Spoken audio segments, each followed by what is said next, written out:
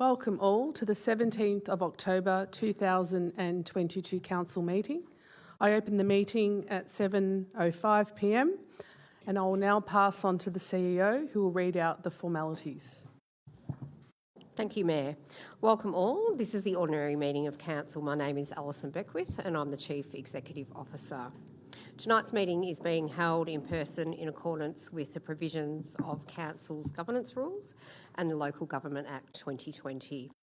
The meeting is being live streamed via Council's website and Facebook page. The live stream is not interactive. Any comments or private messages directed to us while the live stream is active will not be presented to the Council or group or have any bearing on the conduct of this meeting. Council's request to speak methods continue to allow participation of our residents without having to attend the meeting in person. Rules for public participation during tonight's meeting includes, please note that any public questions submitted to tonight's council meeting will be read out by a member of our executive team and a verbal response will be provided as part of tonight's meeting. These will also be included in the minutes following the meeting. Council does not accept questions as part of its request to speak process. No statement may be derogatory, defamatory or directed to an individual councillor, member of staff, ratepayer or member of the public. A 2-minute time limit applies to all requests to speak. The timer will be used and a warning will sound at the 1.5 minute mark. And if officers are reading a statement on behalf of a resident, they will also sum up for the last 30 seconds.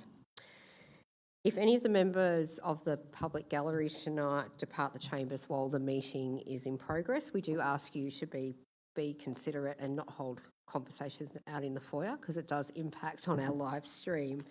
So we thank you for that in advance.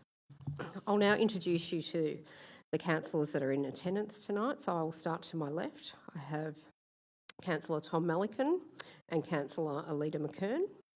And to my right, the Mayor, Councillor Elizabeth Neely, Councillor Rick Garotti, Councillor Fiona Mitsonikos, Councillor Peter Castaldo and Councillor Mark Di Pasquale. Also joining us tonight are the Council Executive Team. I have Mark Giglio, Director of Corporate Services, Natasha Swan, Director of City Development, Kath Brackett, Director of Community Wellbeing and Darren Bennett, Director of Assets and City Services. Also tonight supporting the Council in the conduct of the meeting is Gina Burden, Manager of Corporate Governance and Communications, members of the Governance and IT team and our Jets crew helping our live stream this evening. We thank you for participating tonight. Thank you, Mayor. Thank you, Alison. Our meeting is being held on the traditional land of the Wurundjeri Woiwurrung people, and on behalf of Banyule City Council, I wish to acknowledge them as the traditional custodians. I'd also like to pay my respects to Wurundjeri Woiwurrung elders, past, present and emerging, and to acknowledge other Aboriginal and Torres Strait Islander elders joining us today. Council is committed and values diversity within our community. I will now read Banyule's diversity statement that demonstrates our commitment. Our community is made up of diverse cultures, beliefs, abilities, bodies, sexualities, ages and genders. We are committed to access, equity, participation and rights for everyone, principles which empower, foster harmony and increase the well-being of an inclusive community. I'll move straight into apologies. So I note we have an apology from Councillor Peter De Morelos, and I note that Councillor Champion will be attending at 7:30. Confirmation of the minutes from the meeting on the 26th of September 2022. Can I please have a councillor move and second? Moved, Councillor Melican, seconded Councillor Mitsonikos. I now put the motion. All those in favour? The motion is carried.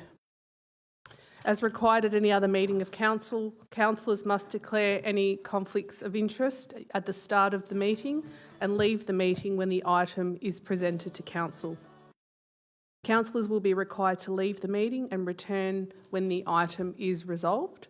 At any point throughout the meeting, if any other councillor recognises that they have a general or material interest, they can flag it at that point and follow the same procedure. Are there any disclosures of interest, councillors? There are no disclosures. Officers that are present, I now ask whether you have a conflict of interest in any items presented at Council tonight. There are no conflicts. And now we're moving into a presentation on Ageism Awareness Day and Victorian Seniors Festival. So this year marks 40 years of the Victorian Seniors Festival, which runs throughout the month of October. The age-friendly team at Banyule have prepared a video to showcase some of the inspiring older adults and seniors groups in the community. And the video shows why other adults love living in Banyule and some of the activities that they participate in to stay active. We also acknowledge that the 7th of October is Ageism Awareness Day, and this is an important part of combating ageism in Australia. It's prejudice or discrimination against individuals based on their age, just the exact definition. Okay.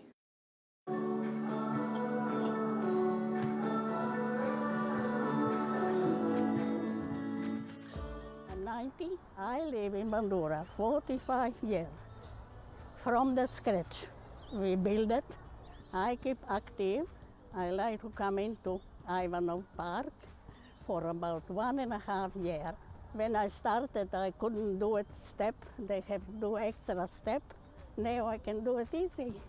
What I like about the park, fresh air, nice people, and moving.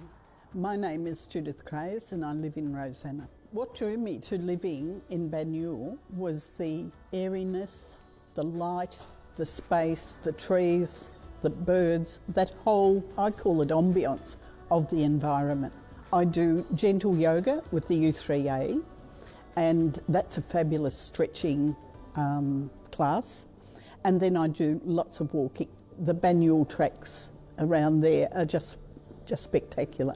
I'm Anne Gleeson and I live in Belfield. Since 1955, I've found the council very good with everything. They're very understanding, very approachable, and I absolutely love what they're doing for the seniors. We're so lucky to have this facility.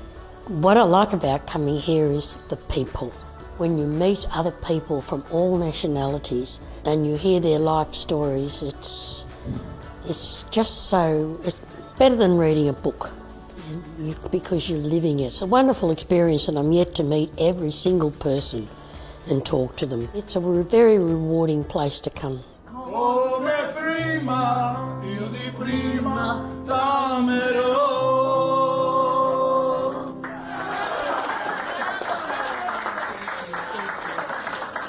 Kelvin Shamia, aged 94, going on for 95.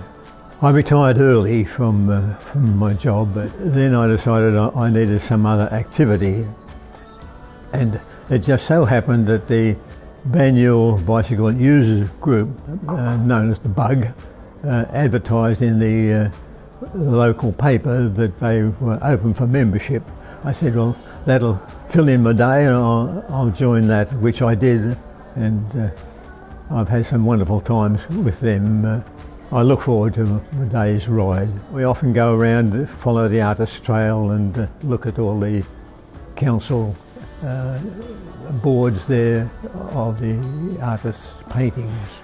The river, of course, is a beautiful spot to move along. I'm in a personal writing group for the Banyule 3A. I like writing, and so that's once a fortnight. And of course, I'm president of the U3A this year, and that keeps me very busy. And one of the things about the U3A that's really important is that there's lots of courses, and those courses give you the opportunity to launch into any topic that you might be interested in, and you're learning. And I think that's really a secret to living positively in your old age, is just to keep learning and keep doing. My other secret is I want to be out and about where I meet younger people too, so that you're not locked in. So that's my philosophy. In the lockdown, I write a book. It's my life journey. Took me and my son 2 years, but I'm happy I did it. My philosophy on life is to not to worry greatly, but of course that's easier said than done. I think the secret to living a happy and healthy life is being around people. Age is just a number. Age is just a number. Believe me, age is just a number.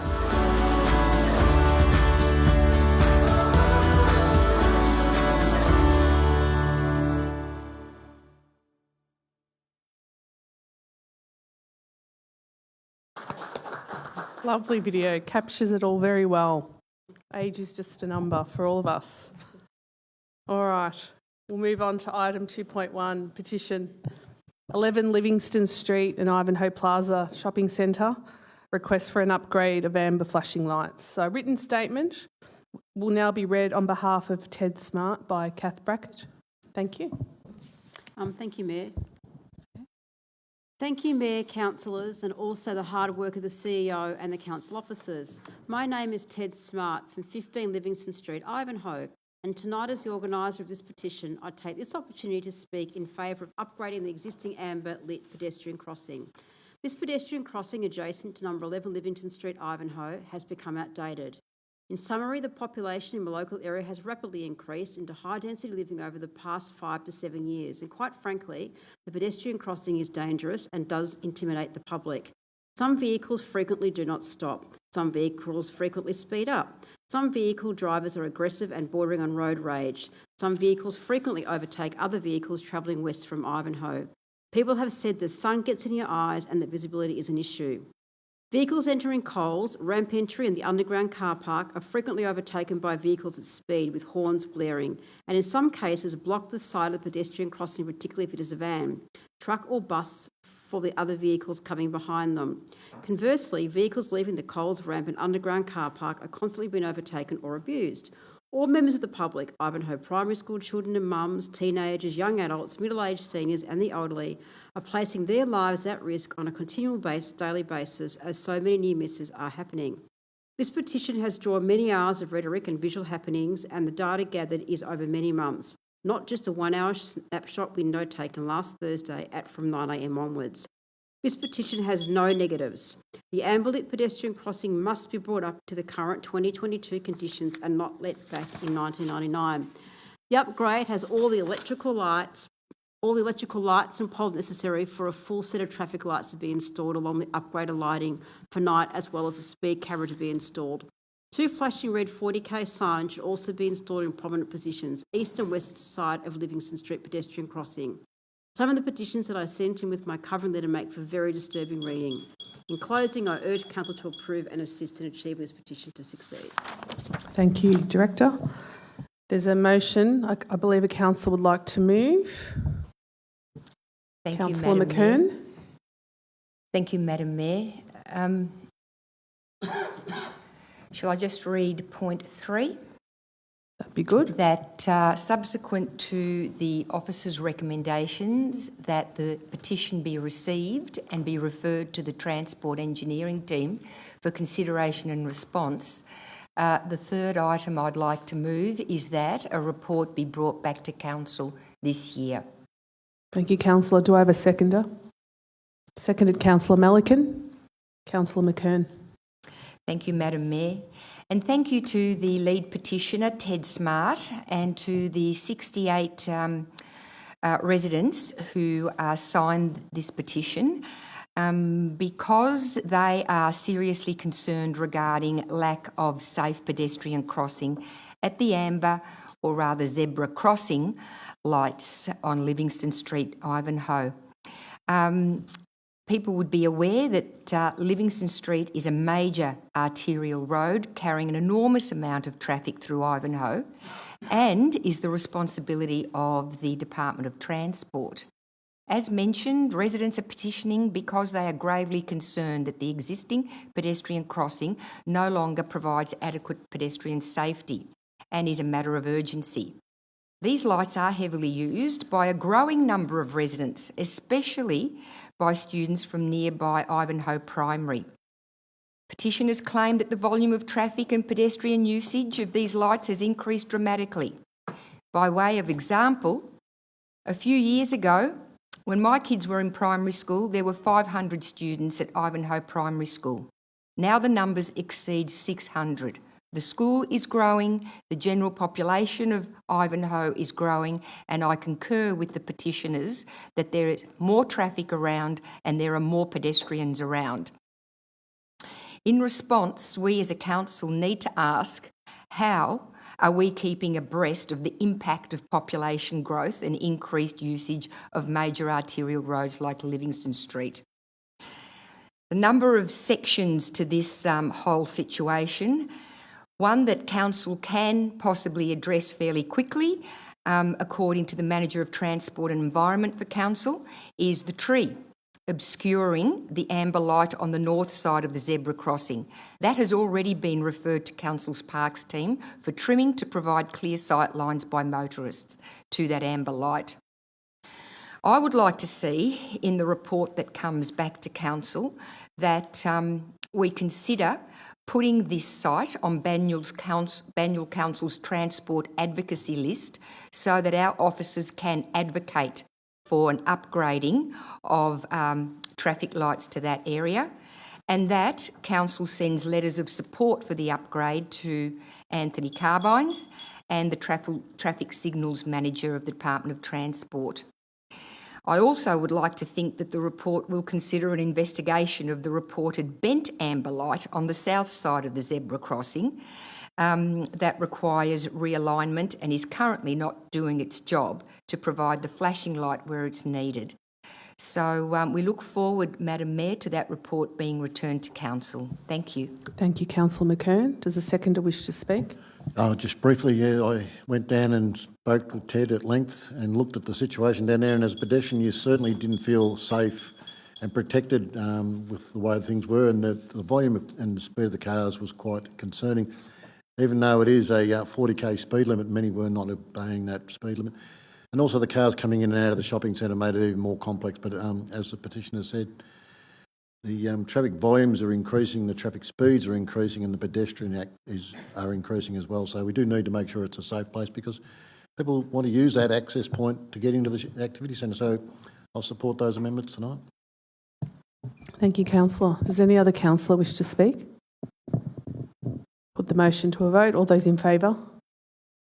The motion is carried.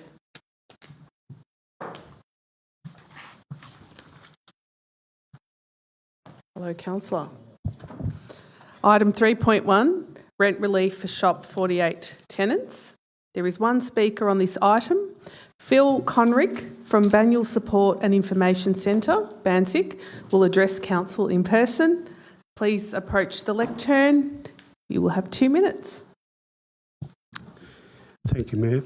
Councillors. I thank you for the opportunity to speak about the recommendation for rate relief for Shop 48. My name is Phil Conrick. I'm the manager of the Banyule Support and Information Centre, commonly known as BANSIC, and we work out of Shop 48. We support the recommendation. BANSIC's financial position is becoming increasingly challenging at this time. Simply put, the demand for emergency and food relief provided by BANSIC is continuing to rise in 2022. Over the past 3 months, we've supported an average of 267 clients per month, and we're providing an average of 806 food parcels per month. By way of a comparison, at the beginning of the pandemic, we were helping an average of 120 clients and distributing 95 food parcels per month. In 2020 and 2021, supplementary funding from federal and state government sources was made available to assist agencies such as BANSIC. Banyule Council also provided additional funding to us during this period. in recognition of our work throughout the pandemic. And importantly, at this time, council programs and BANZIC work together jointly to assist the most vulnerable in our community. However, we've been advised by the Department of Social Services that our funding reverts to pre-COVID levels, and state government sources are also now not available. There are no signs that the number of people needing our help is diminishing. Thank you very much. Thank you, Phil. Councillors, there's an officer recommendation in the papers. I'm now calling for a motion. Moved Councillor Melican. Do I have a seconder? Seconded Councillor Mitsonikos. Do you wish to speak, Councillor? Just briefly, you'd have to say Shop 48's been a huge success and something this council took on a few years ago to try and bring community groups together to work more cooperatively and also to provide a home for some groups that desperately needed more permanent accommodation. It has been a huge success. And during COVID, as the Speaker said, the opportunity to raise funds in a normal manner ceased for many of these organisations and become incredibly difficult. And the state and federal government, to their credit, did step up.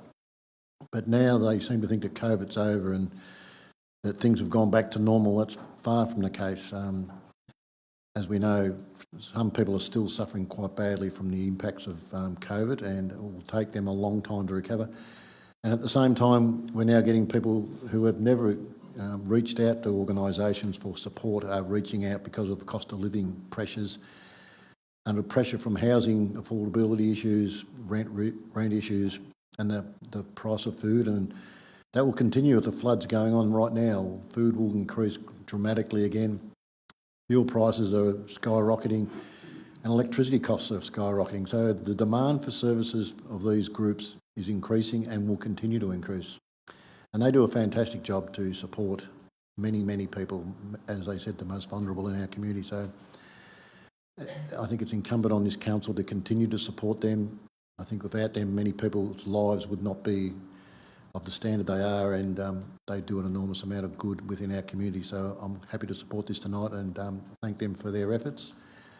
I know it's been a difficult few years, and I don't think the near future is looking, it's looking positive, but some people will continue to struggle. So I think this council should do all we can to support these groups and the most vulnerable in our community. So I'm happy to support this recommendation tonight.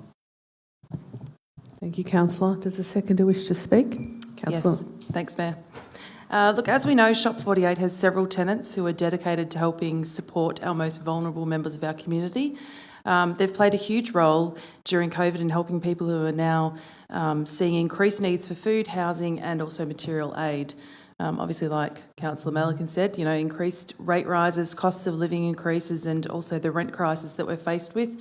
It doesn't look like the needs for these services are going away anytime soon. It's important that we continue to support these community organisations and services from Shop 48 who are helping our most vulnerable members of the community, and they're also doing an amazing job. Thank you. Thank you, Councillor. Does any other councillor wish to speak? Councillor Garotti. Yeah, thank you, Mayor. Just picking up the comments from our Speaker, the manager of BANZIC, and just the withdrawal now of funding levels from state and federal. We haven't captured it in the recommendation because it's probably emerged quite new, that information, but perhaps you know, through our CEO or Director of Community Programs, if that could be noted and we could consider advocacy through those forums. Thank you, Mayor. Thank you, Councillor. Does any other councillor wish to speak? I'll just reiterate a little bit what my fellow councillors have said. The centre offers important services, housing, food relief, homework club and support to the Somali community. And, you know, it provides support to vulnerable communities, which is its core function. So demands have increased for these services, as we've heard tonight, particularly post-pandemic, and there's been an increase in vulnerability. So I really deeply support the sustainability of vital services in Banyule. I put the motion to a vote. All those in favour? The motion is carried. Item 3.2, Watsonia After Dark Annual Report. There are no speakers and there is an officer recommendation in the papers. I'm now calling for a motion. Moved Councillor Di Pasquale. Do I have a seconder? Seconded Councillor Garotti. Councillor Di Pasquale, you wish to speak? Yes, thank you, Mayor. This is a great initiative that was instigated before COVID, but as COVID really did take off, this is something that was great that it could continue on. The purpose of this program was to see whether it was whether we were able to offer residents who were suffering gambling problems where they could have other things to do.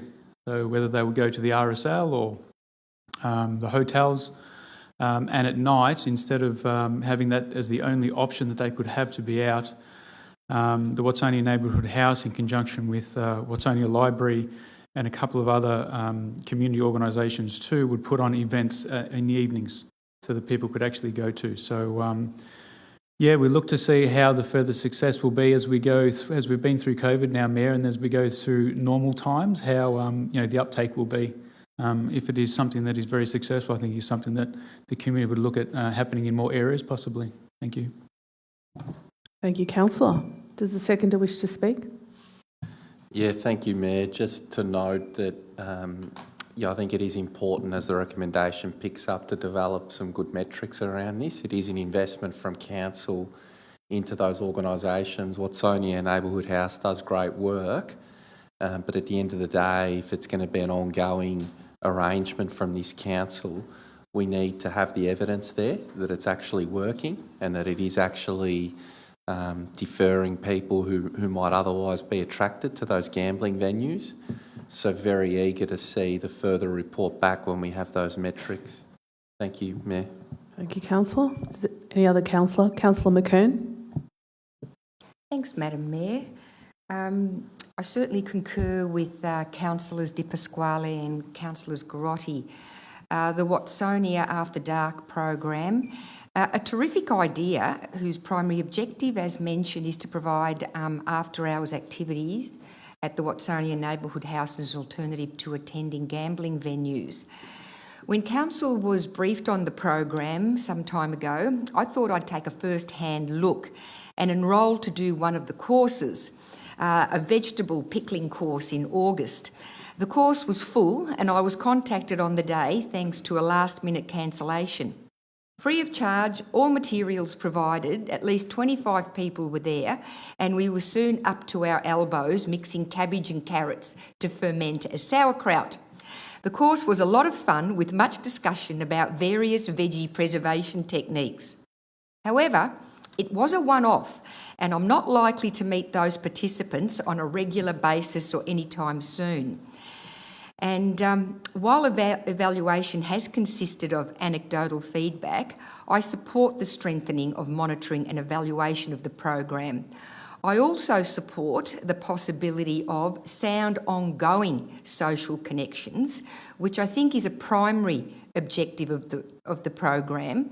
And I am wondering whether the program might provide a series of workshops for a given group so that repetitive interaction might indeed improve chances for meaningful ongoing connections and ongoing commitment to a new activity which may be inspired by the program itself.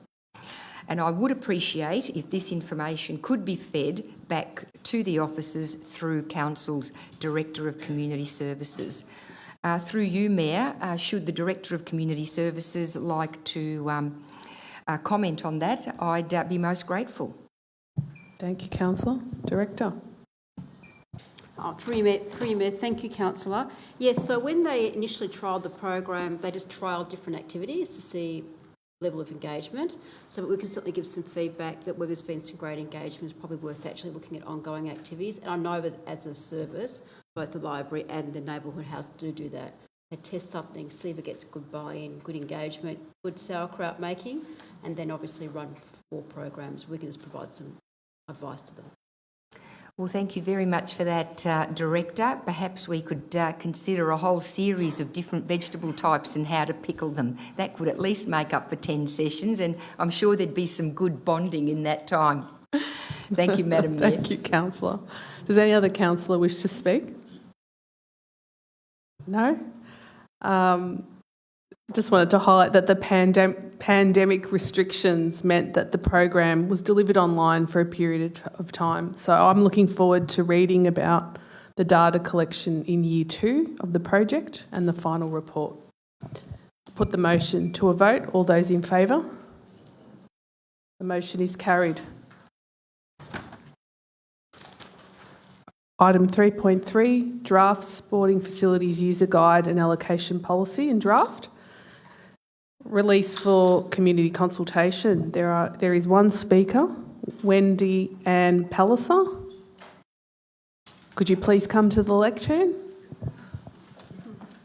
And you will have 2 minutes to speak. Okay. Is this in regard to James Reserve and the sporting facilities? Yeah, it is? No, the user guide. No, mine was in regard to James Reserve. Okay. Okay. But it was... No, that's okay. It's all right. I'll call you back up to the lectern. Thank you. All right. We'll keep going. Councillors, as an officer recommendation, I'm calling for a motion. Moved, Councillor Garotti. Seconded, Councillor Castaldo. Do you wish to speak, Councillor? Yeah, just wanting to highlight that as part of the new policy now, we've increased the criteria and weighting of how we allocate sporting fields and pavilions to those clubs that support people with disabilities and those that are inclusive and support gender empowerment as well. So that weighting has doubled, and over time we want to see that weighting increase even further. So what that'll mean is that clubs, if they want to operate in Banyule and use our facilities that the ratepayers pay for, over time they're going to have to demonstrate a greater commitment to being inclusive clubs that provide opportunities for everyone. But we certainly look forward to feedback from the community on that. Thank you, Mayor. Thank you, Councillor. Does a seconder wish to speak? Councillor Castaldo. Thank you, Mayor. Yeah, while sport is an important aspect to our community life, so too are our council's finances and the appropriate allocation across all sporting facilities. This draft policy is an important step forward to enable clubs to understand the level of support council can provide fairly and regarding capital works projects, and also the obligations of clubs as we move towards multi-purpose usage, aligned with our community infrastructure plan, and reward clubs that pay their bills on time. I look forward to the feedback as we put this out to the community in the coming weeks. Thank you, Mayor. Thank you, Councillor. Does any other councillor wish to speak? Councillor De Pasquale. Mayor, I think the last year or so, for a very long time, I think this is the first time for many years, I should say, that I've been receiving a couple of requests from clubs with regards to ground allocations and questioning the allocations. So I think what that means and where that's coming from is there's a lot more use, a lot more participation. So we've only got a certain amount of grounds, we've got increasing number of clubs and teams that want to be using them, so it's a bit difficult to fit them all in. Having said that, I think the department within council offices that are doing this work are doing an exceptional job, because I can't remember a season or a winter time period where we've had so much rain that still the grounds have held up, and they've been. We used to get a lot of calls and emails about grounds just being, just overused, muddy, turned to mud, slush, etc. I have to speak with my other councillor colleagues whether they had these requests this year, but from my ward in particular, there weren't many. So there's something that has changed in the, and I think what it is too is different grasses were seeded, allocations were done correctly. I think this department within the bowels of council offices, I think they're doing a really good job. If they could just keep up the work, if our CEO could bring that information back to them, I'd really appreciate it, because on behalf of my community, under the pressures, they've done a really, really good job. So we'll continue supporting the clubs the best way we possibly can, it's a fine balance. We'll continue working on it. Thank you, Mayor. Thank you, councillor. Does any other councillor wish to speak? No? Put the motion to a vote. All those in favour? The motion is carried. Okay, item 3.4, James Reserve. Response and recommendations to petition. There are 2 speakers on this item. Thank you, Wendy and Palliser, from Heidelberg Heights petitioners. You have 2 minutes to speak. Okay, so my request is for the community. They didn't have a voice in the... Should I stop? I believe the report didn't have a balance between the sports department and community putting in their voice, mainly because the sports and recreation team sort of advised me, led me to believe that the soccer club would be, they would find a new home for the soccer club, but unsuccessfully. And I see it as a delaying and a bit of a false hope, and money's being allocated to spend on the ground, so I imagine they're staying. And also, our councillor, Peter Demirellis, was very quiet. I never heard from him. He didn't return my calls, and I think he should have been representative of the community's opinion, or hear it, to give We'll stick to the topic, please. To the reporting person. So it's a bit imbalanced. So I'm hoping today we have it reviewed with that voice. And I'll say it, that James Reserve has always been a beautiful tree-bordered park, used as a park. It's never built as a sports ground. And we shared it with unstructured soccer. The difference this time is it's a structured club, and this year, and is under the Football Victoria's rules and regulations that can enable the club to change the community's use, demonstrated this year by the president telling dog walkers to get off his ground and go to another ground. Dog walkers have been walking on this ground for 10 years, and they've never seen this precedent. The community is fighting for the park to stay the same and not change the official sports ground with rules and regulations, and dictate that can dictate not the public non-use of the ground in the future. Please sum up, Wendy. So that's what we're hoping, to have a balanced, 2 minutes is short, to get that voice about many things that's happened since the petition in May with the reserve. We want to have that balance for the officer, because I don't believe that was expressed. Okay. Yeah. Thank you. Thank you. I just might remind, if people could mute their phones, please, because it can be quite disruptive. Question. You have a question of Wendy. Thank you, Wendy. If you could return. Sorry. Thanks. Thank you, Wendy, for your contribution tonight. Has this been a long-standing issue? How long has this issue been a problem? How long have you been aware of it? Sorry, how long has this issue been a problem with regards to use? Well, the petitioners, since this year, since this new club arrived, it certainly raised concern because they were being told to get off their field, the dog walkers, who obviously have been there many years, walking, and the use of the field was being reduced, which has never been done before. They've shared it with soccer clubs, but it's been mutually shared.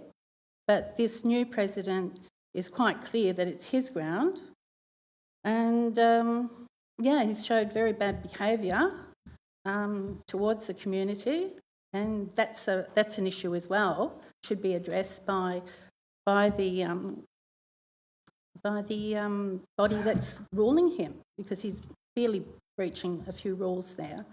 And I'm not sure what, I've heard him say, I don't want to be here. He talks to the little mini roos very rudely and tell them to go home. He's really quite because I see everything. I live across from the park. Thanks, Wendy. Has that answered your question? Yeah, thank you. Yep. Thank you. Thank No further you. questions, Mayor. Thank you. Any other questions? Thank you. Our next speaker is John Walkley from Friends of Eaglemont Village, who will address Council in person. Thank you, John. You have 2 minutes to speak. Thank you, Mayor. My reason for coming along to speak to you tonight is because I think it is a gross injustice that $3 million has been booked for development of James Park. In 1982, there was a Heidelberg Council Open Spaces report that requested, and the recommendation was adopted by the Heidelberg Council, for priority development of a neighbourhood park off Loxley Road in Eaglemont. 1982, 40 years ago. The 2015 report, Open Spaces report, done for this council, also recognised Eaglemont and Ivanhoe as deficient in public open spaces. Here we have a proposition for $3 million to be spent not on Heidelberg United playing ground, but Heidelberg Stars or Heidelberg Eagles, whichever one of the two of them doesn't even have senior teams. Proposal for lighting to be put on James Reserve to facilitate soccer. That is an offence to the people in Eaglemont and Ivanhoe who have been waiting a minimum of 40 years for any action for the relief from an absolute deficit of public open space, and yet we have a situation here where there is a squabble between a junior soccer club and a community group who have been used to using their open space. Now, I don't care much about the doings on James Reserve. I do care a lot about the council constantly overlooking the needs of Eaglemont and Ivanhoe, where there is an acknowledged deficit of public open space. And I would urge the council to think about the focus that sporting clubs bring to their issues when they have a premises or a white line is marked out on council property, the form of ownership, and once they've got that level of occupancy, then there is an entitlement apparently to upgrades, irrigation, lighting, improvements, notwithstanding that there are places in this municipality that have nothing. Naught, zero, nix. Thank you. Thank you, John. Councillors, there is an officer recommendation in the papers. Is there a mover? Do I have a mover? Moved, Councillor Garotti. Do I have a seconder? Seconded, Councillor McKern. Councillor Garotti, do you wish to speak? Does the seconder wish to speak? Not to this one, no. Mayor, sorry, can I just Yes. interrupt? Can I ask a question of appropriate officer, if that's okay? Yes, Councillor. Thank you, ma'am. And through you, possibly, I don't know whether our CEO has some information on this as well. I received, so the Speaker mentioned a reference to $3 million with regards to something that's already been allocated. I'm not aware of what these allocations are for. This is not something as part of the budget process that I've sort of sat down and got my head around. Can I have a bit more information about that, please? I think what the Speaker was referring to is the long-term financial plan. So a master plan was signed off by James Reserve, and there is some allocations in upcoming budgets. But as we move through the allocation of this reserve, and if we relocate, as the paper says, some of the Eagles competition to Cartilage Reserve, then we would reassess that. So it's in the draft future budgets, which council would need to resolve on each year. So there's an opportunity for council to review that allocation. So just to be clear, that's not what we resolved just before the end of June this financial year. No, so in council's draft 10-year budget, which you know changes each year as new priorities emerge, there is an allocation of $75,000 in this year for some detailed design, which is actually being undertaken at the moment, and then there's $460,000 in 23-24 for playground upgrades at the site, which is a passive reserve activity. And then in 24-25 and 25-26, then there's pavilion design and female-friendly change rooms. So that's sort of the future allocation. But the James Reserve Master Plan is a total of $3 million investment. Oh, thank you. No further questions. Thank you, Mayor. So the seconder, Councillor McKern, do you wish to speak? Thank you, Madam Mayor. I'd like to speak on 2 points. Firstly, I'd like to acknowledge the comments made by Mr John Walkley from Friends of Eaglemont Village. And thank you for speaking this evening, John. And I just wish to acknowledge that the provision of open space where there is a deficit is indeed one of the chief objectives of the open space strategy. Finding that deficit and looking to balance the provision of open space. And there are indeed a number of areas in the southern section of the municipality where open space is in deficit. So I do acknowledge those comments. I'd also like to thank Wendy for her comments regarding the petition, and that's probably the main section the main item I'd like to speak to on this occasion. Thanks, Wendy, as well as the 56 signatories that raised concerns regarding provision of passive recreation in James Reserve. Achieving a workable balance between passive and structured recreation is certainly an issue for users of James Reserve, but not just James Reserve. It affects many of our reserves. Banyul's increasing population brings additional pressures on many of its and its varied facilities, and open space is no exception. Growth of structured sport through more and larger sporting clubs adds competing pressure for passive use of open space. If I could just continue for another minute or two, Madam Mayor, I'd appreciate that.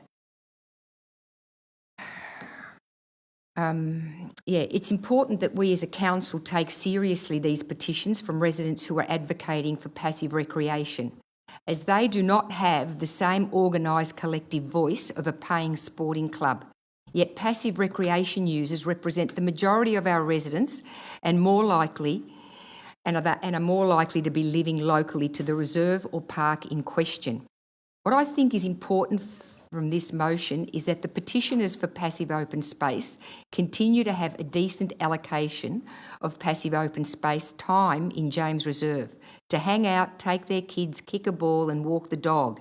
It's important that local residents have some assurance from council that allocation of passive open space at James Reserve is a certainty going into the future, and that it won't be eroded by structured sport to the point where residents feel alienated and marginalised from their own neighbourhood reserve. I'm not sure that the officer's recommendation this evening provides the assurance being sought by the petitioners. And through you, Mayor, I'd appreciate if the director of this area could provide an understanding as to how this assurance can be achieved through the motion being proposed. Thank you, Councillor. Director Brackett. Thank you, Mayor. Thank you, Councillor. I'll try and answer the question, but feel free to ask another question to clarify it. So the key thing is that officers are very supportive of taking a balanced approach to both the James Reserve, but also to get, best multiple use also at Cartledge, where we've invested lots of money. It's a great facility and it's underutilised in terms of what the capacity there could be.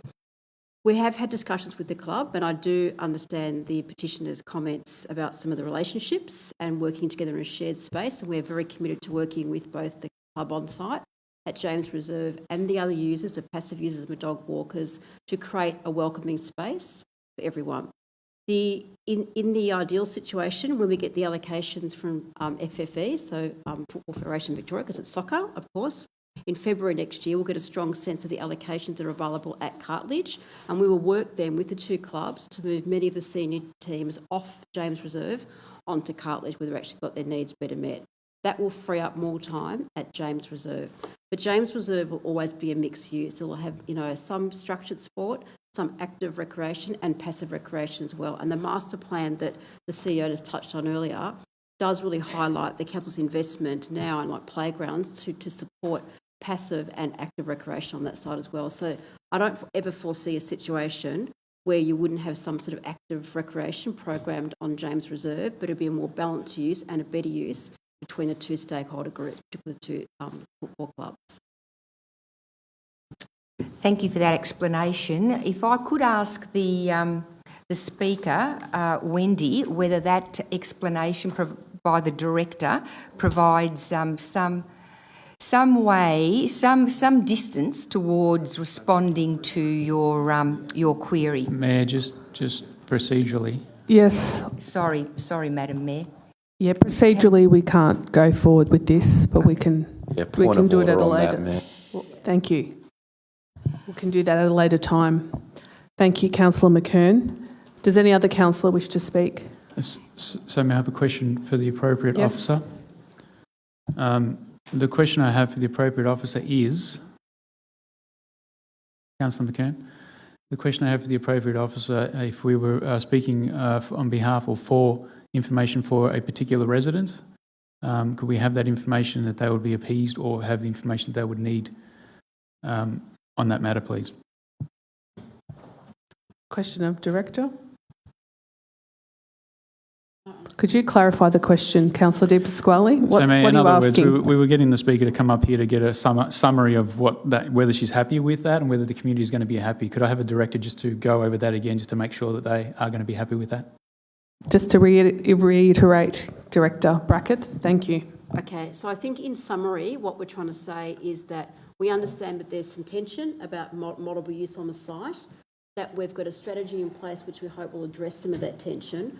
We won't know where that strategy lands until February, when we actually get the allocations back from Football Federation, which is kind of an independent assessment of how many teams are going to be there and programmed at Cartledge. When we see that, basically like a spreadsheet, we'll be able to work with them and with the teams at James Reserve to move as many of the teams and the senior teams from James Reserve as possible to Cartledge Reserve, therefore moving some of the usage from James to Cartledge Reserve. We can't give you an answer to that though until we actually get the information ourselves, and the earliest would be February. But that is our anticipation that we can move quite a few teams across. We'll also commit to working, I think the team have already spoken to a number of the local residents about trying to create improved relationships and understanding about shared use and balanced use with the sports clubs at James Reserve at the moment. Thank you. Okay. Thank you, Mayor. No further questions. Thank Director. you. We go through the council procedure. Does any other councillor wish to speak? Yeah, No? so Mayor, I've moved and it's been seconded. If there's no other speaker, can we put it to a vote? Yes, we can put it to a vote. I just wanted to make one comment about council having, the pressures of meeting needs of different community groups and trying to get the balance right for all community groups. And we have really got to be careful what we do when we're trying to promote active people to exercise and get outside in public open space, as well as sporting groups, also very important for health and wellbeing. So I will put the motion to a vote. Thank you, councillor. All those in favour? Against? The motion is carried. Okay. Item 5.1, Development Planning Update on Environmentally Sustainable Development. There is one speaker on this item. Wendy Hames from the Montmorency Biodiversity Group will address council in person. Where is Wendy? Yes, thank you, Wendy. You will have 2 minutes to speak. Good evening, Mayor and councillors. I am not here to oppose the council's decision, but to thank you for refusing to grant a permit for the 3-unit development at 12 Wattle Avenue, Montmorency, and successfully defending this at VCAT. Tonight, I am representing the Montmorency Biodiversity Group. You are probably aware of the MBG's role in creating Montmorency and Banyule Sugar Glider, or as they're now technically known as Crefts gliders. These projects installing and monitoring over 300 boxes in reserves and private dwellings. Our canny ecologist chose this cute furry creature as a key biodiversity species. Using statistics from a number of years, we commissioned and submitted accredited ecologists' reports to Council, making substantial identification of some wildlife corridors. You will all have received my email outlining our thoughts in detail, so I won't take time repeating them now. This submission is to press Council for proper consideration of vegetation protection overlays, and the Green Factor tool has potential to provide support for this. We support the 5 recommendations, but in addition, we have suggested some amendments to recommendation 2, which we feel will strengthen Banyul's commitment to maintaining its unique environmental values, and they should be endorsed by Council at this meeting. These are in red on the document. Of course, you're free to provide your own consideration amendments as representatives of the Banyul community. So, number 2, recommendation 2, which I will read, review the tree planting ratios, and our modifications are in red, and retention of existing canopy trees prescribed in Council's residential neighbourhood character policy and Council's environmental and landscape overlays, also in red, as part of housing strategy and neighbourhood character review. Please sum up, Wendy. Including maintaining the objectives in vegetation protection overlays and bush garden precincts, specifically the protection of vegetation for amenity and habitat values. Please feel free to ask me any questions if time allows. Thank you, Wendy. Are there any questions before Wendy sits down? Thank you, Wendy. Thank you. Councillors, I understand there's a motion a councillor would like to move. Do I have a mover? Councillor McKern, could you please take us through? The alternative is to point 1, and it concerns the Green Factor tool. To await the outcome, that Council await the outcome of the Elevating ESD Targets particular provision and the State Government's ESD roadmap to be released, estimated end of 2022 calendar year. And in the interim, encourage that applicants, should read planning applicants, use the Green Factor tool for appropriate planning applications on a voluntary basis. Thank you, councillor. And the word planning has been added to that addition. Do I have a seconder, please? Seconded, Councillor Champion. Councillor McKern, do you wish to speak?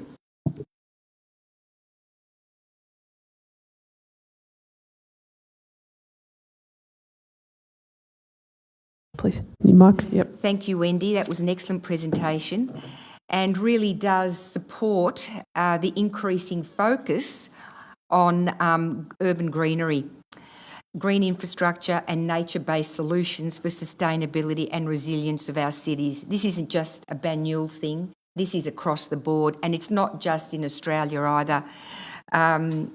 Assessment tools like this are being used all over the world due to a recognition that we need to be doing a lot more to protect and enhance our natural environments. The beauty of the Green Factor tool, which I think Wendy has very well highlighted, is that it is an evidence-based assessment tool for retaining and enhancing vegetation, especially canopy trees, on private land. This council does a lot to protect and enhance vegetation on land that it is responsible for, on government land. But when you consider that more than 5/6 of all land in Banyul is in private ownership, it's important that if we're going to make a serious impact on biodiversity, that we actually pursue a more holistic approach that addresses not just habitat and biodiversity, but also cooling the urban heat island effect, reduction of stormwater runoff, not an issue with La Nina effect, but when the next drought hits, it will be, clean air and our visual aesthetics, our neighbourhood character.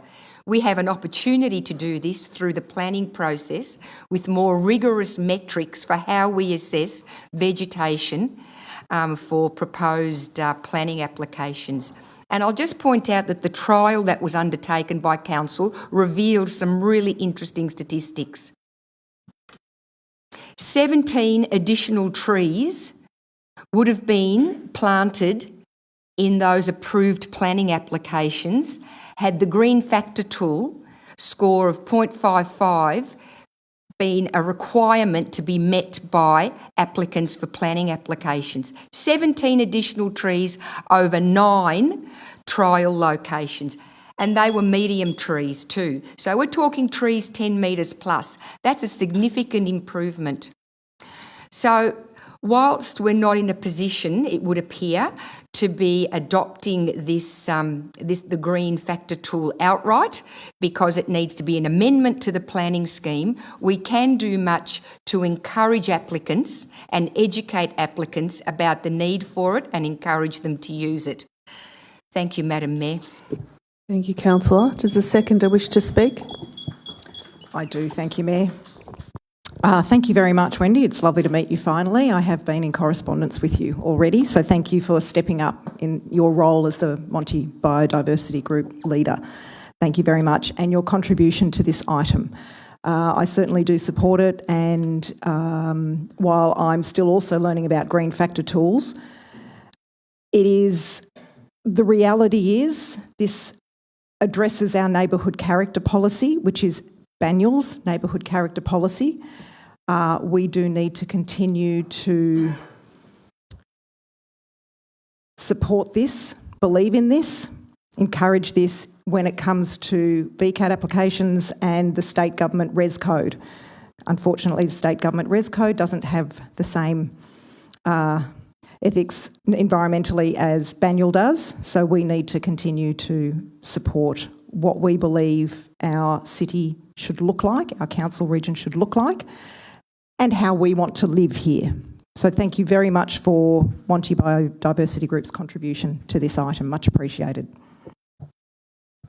Thank you, Councillor. Does any other councillor wish to speak? Councillor Castaldo. Yeah, I'd like to thank speakers tonight from the Biodiversity Group, and there's also Councillor McKern for making the amendment. I'm fully supportive of the recommendation coming to us this evening and the amendment. We as a council have come some way in improving our ESD across our developments in Banyul, and there are hundreds every year, so this is really important. I think the reporting goes some way to say some of the opportunities that there are if we push further and harder using the green factor tool when it comes to the green aspect of buildings and the ESD. The other important aspect is the built form. And while we have started doing some compliance checks, we're far from achieving good outcomes in the developments that are going in. So I see that we're increasing the level of resourcing or work in this space to do better compliance work. So I'm happy with the direction we're going on that. I would like to see us go all out in this space and adopt a whole range of things, but there are a lot of impediments to that. But I'm also happy with the state government's amendments in this space, which are going to support us to help our housing stock and hopefully our greening improve as these planning amendments are hopefully adopted. So thank you. Thank you, Councillor. Does any other councillor wish to speak? I put the motion to a vote. All those in favour? The motion is carried. Item 5.2, Updated Heritage Overlay Panel Report. There are no speakers on this item and there's an officer recommendation. I'm now calling for a motion. Do I have a mover? Moved Councillor Castaldo, seconded Councillor Champion. Councillor Castaldo, do you wish to speak? Yes, thank you, Mayor. This is an exciting item coming to us this evening to vote to accept the 2020 Heritage Studies recommendations and work to locking in permanent controls for 20 significant historical sites across Banyul. Griffin Ward receiving 12 of the 20 new protections, so I'm very happy to see this move forward particularly. I will note that not everyone is happy with the new protections, but we were able to resolve on 5 of the 7 objectors' concerns, which was a good outcome in my view. It's often difficult to find a balance when significant cost incursions that are placed on the owners of the properties where these heritage constraints are being placed on them. While accepting the recommendations to this planning scheme tonight, we are also seeking to extend the interim heritage controls while we wait for the Planning Minister's approval and permanent protections. So we're nearly there, but not quite, and I look forward to the final hurdle being jumped and locked these heritage sites up, because they are a very important asset and remind us of our past, and I know it's especially important in the areas surrounding this town hall, which I'm very familiar with. Thank you. Thank you, Councillor. Does the seconder wish to speak? Councillor Champion. Lovely. Thanks very much, Mayor. This is obviously, this involves very challenging conversations with owners of homes. They bought their home with the understanding that it is theirs and they can essentially do what they choose.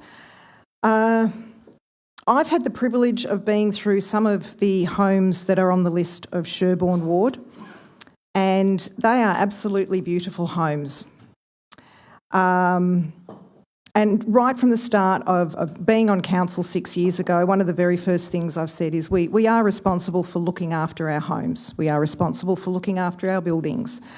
They are all built in certain decades. Many of them are representative of the era, their architectural features. Some of them are handmade. They're hand-built, which blows my mind.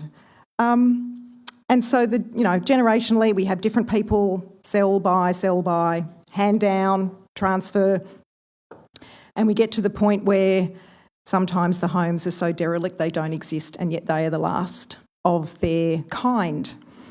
So this is an opportunity to maintain some of our older homes with features, characteristics that are reminiscent of a particular era or represent a particular era. And the overlay, the heritage overlay, allows for them to be retained as a perfect example.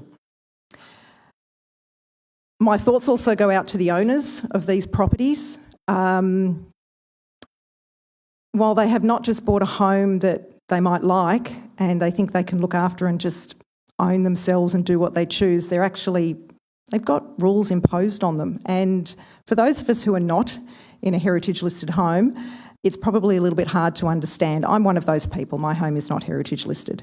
So I can pretty much do what I like to a point. So I did ask the officers, the senior officers, may I have 30 seconds more, please, Mayor? My journey with this is I did actually ask our senior officers how our homeowners coped with the conversations, what their responses were like, how they managed mentally moving forward with this understanding that this heritage overlay may be on their home. And for many of them, it was a challenging conversation, and they came to understand they actually live in an important home, an important property, and an important feature of the area. So I would like to thank them. Thank you to our officers for their conversations that they've had to have, the very challenging conversations, and thank you to our homeowners who have been part of this process, with the understanding that hopefully they do own a very, very special piece of Banyule. And thank you very much for your contribution to it. Thank you, Councillor. Does any other councillor wish to speak? Councillor Di Pasquale. Mayor, thank you. The panel recommended 3 heritage sites in the northern part of our municipality, which I think is quite great. It's good for the next generations, I think. I mean, when you walk down Main Street, Greensborough, one of these sites is the old hay and grain store. So for those residents who don't know where that is, why that was, what's become of it, go down and have a look at it. Absolutely fantastic history we have in our municipality in all areas. Thank you, Mayor. Thank you, Councillor. Does any other councillor wish to speak? Put the motion to a vote. All those in favour? The motion is carried. Item 5.3, 16 Mountain View Road, Montmorency, Bowling Club Extension. There are no speakers on this item. There's an officer recommendation. I'm now calling for a motion. Moved, Councillor Champion. Seconded, Councillor Di Pasquale. Councillor Champion, do you wish to speak? I do, thank you, Mayor. This is a really long time coming. This has been on the cards for over 10 years, I think. Our senior officer could probably attest to that. You've been involved in this for a very long time. So well before I was on council, it's been through a lot of conversations, a lot of changes on paper. There are 3 organisations in this space. Montmorency Scouts, the Pigeon Club and the Montmorency Bowling Club. So there have been 3 groups of organisations trying to come to an agreement, and this is pretty much why it's taken the time it has. So we've come to an agreement now, and we are now going ahead with this extension, and the Montmorency Bowling Club members are very excited. So I would like to thank them for their patience and their contribution, and also our officers have been very closely involved with the club members and leaders to create, finally, this outcome which we've been waiting approximately 10 years for. So thank you very much to everybody involved. Thank you, Councillor. Does the seconder wish to speak? Councillor Di Pasquale. Thank you, Mayor. Yes, Councillor Champion, great addition to the bowling club. I think it was navigated very well, by officers, and through the whole process. There were 2 objections to the extensions at the bowling club, and I believe they were in relation to, and the finality of that was the type of fencing between the 2 properties. So just to make sure that the neighbours are taken care of as well. So yeah, I think it's a great outcome for that local community. Thank you, Mayor. Thank you, Councillor. Does any other councillor wish to speak? Put the motion to a vote. All those in favour? The motion is carried. Item 6.1, Waterdale Road, Belfield Depot, proposed Visy lease. There are no speakers and there's an officer recommendation. Can I please have a councillor move?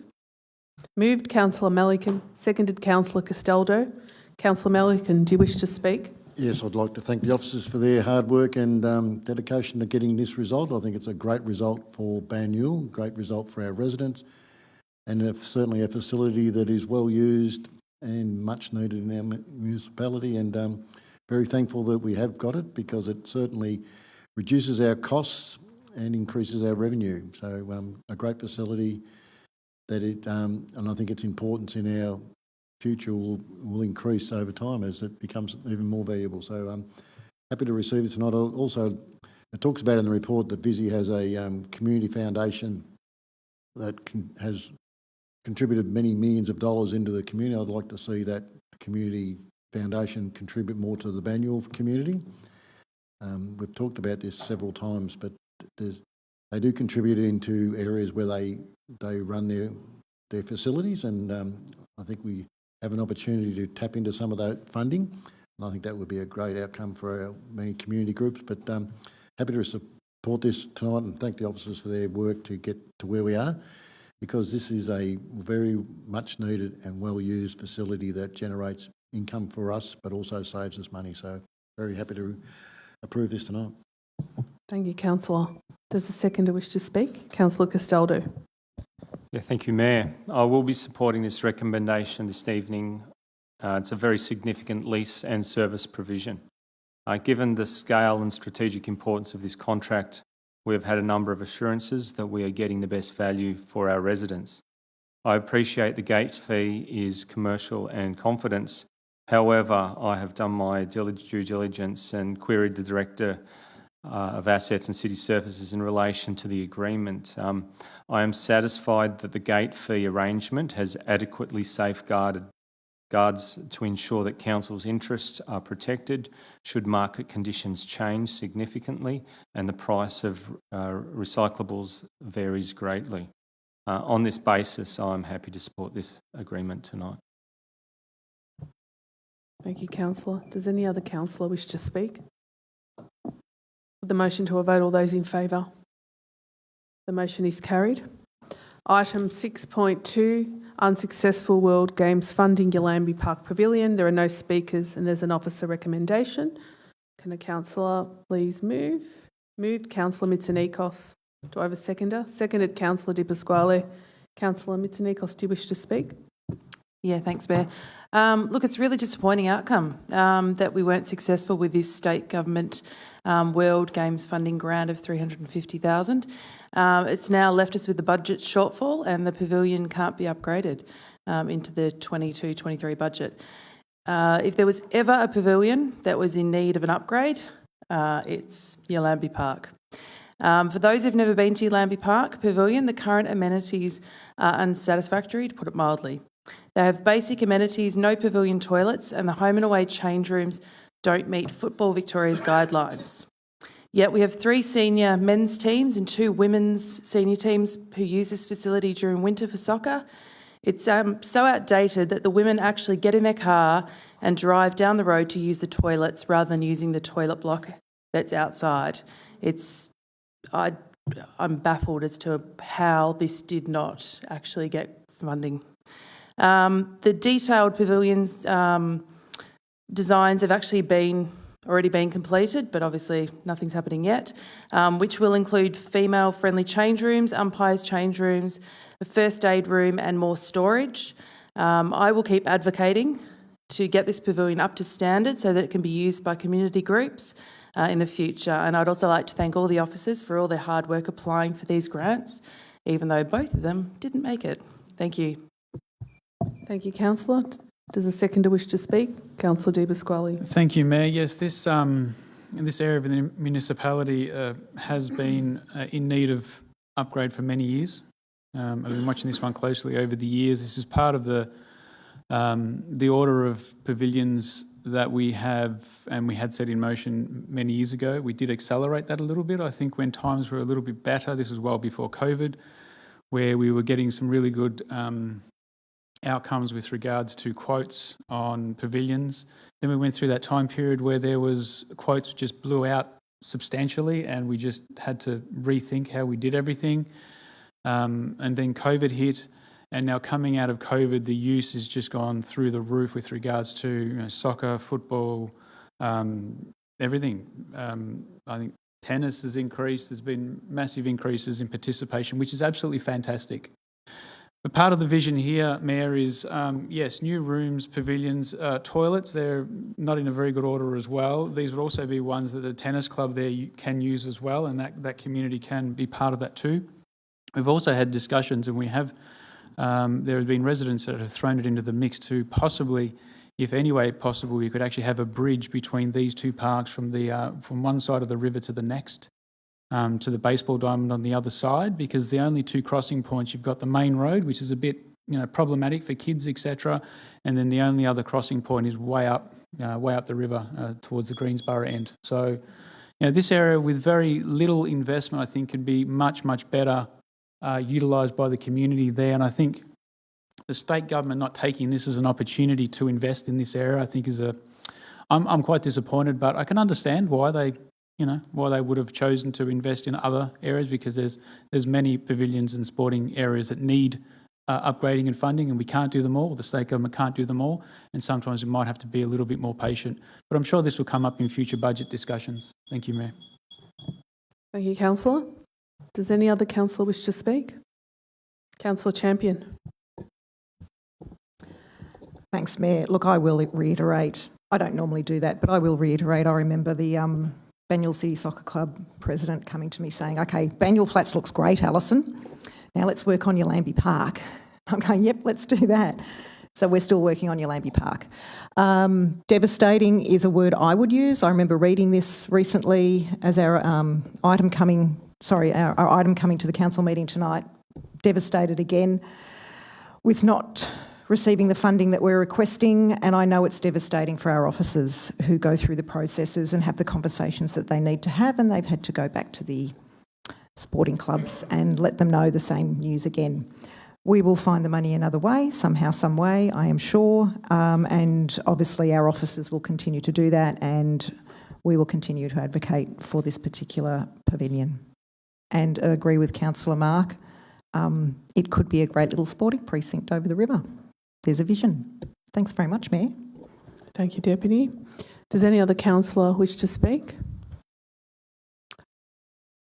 I want to add that it's important that council works with the soccer club to house the women's teams at Banyule Flats.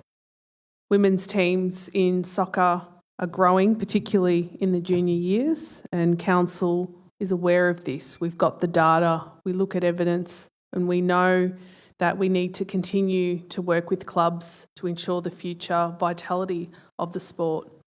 And particularly it's growing across the board. So appropriate venues are the solution in the short term. I put the motion to a vote. All those in favour? The motion is carried. Item 8.1, construction of Waterdale Road Pocket Park and Streetscape. There is one speaker on this item. Roger Fife will address council in person. Thank you, Roger. You have 2 minutes to speak. Thank you, Mayor and councillors. This park is a temporary road closure during COVID to facilitate a building's construction. Application for funding for a park in the state seat of Ivanhoe was put to council. There was no community consultation on where the park could be in the state seat. Rather, Waterdale Road in the suburb of Ivanhoe, out of 7 possible sites, was proposed by staff. There was no announcement in the banner. Local media had ceased publication at the time. Finally, months after funding being awarded, a fait accompli was presented to the community. Information on project consultation restricted to properties within a limited radius of the road. An eastern parklet adjacent to the rail underpass was added. As we emerge from COVID restrictions, we find no mention in the local members' achievements pamphlet. Just in my letterbox today, not one mention of the Pocket Park. Tonight, the successful tender, previously a commercial in confidence agenda item of council, thankfully no funds for the railway park, the rail line park. That should be the end of that matter. Traffic having to be diverted through the council car park is the outcome of this design, which will also have to be used, that car park, by large delivery vehicles.